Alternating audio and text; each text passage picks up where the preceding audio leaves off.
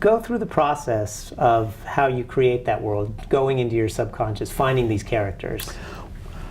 Generally, it starts with a subject that I'm really gotten obsessively interested in. And sometimes I've done everything from historical subjects to just a plot that I have an idea about.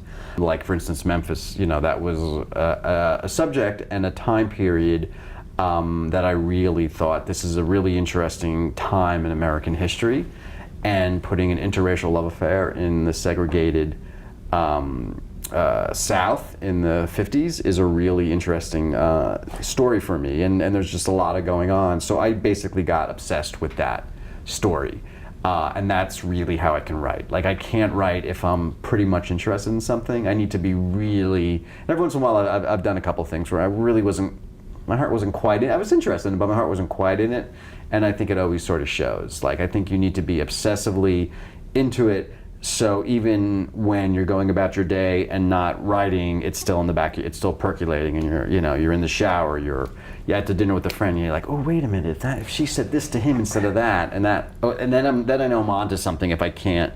Do you have your friends act it out for you? No, but I do actually believe in reading it out loud.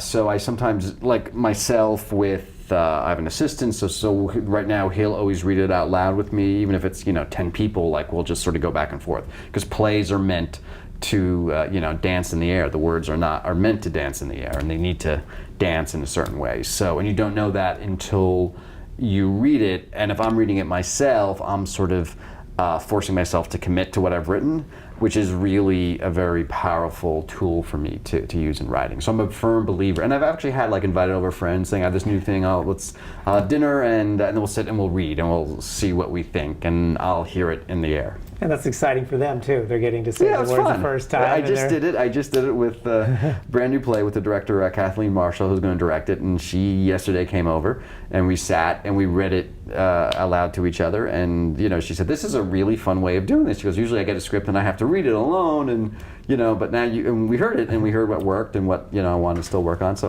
I would recommend that to anyone, reading your own work out loud.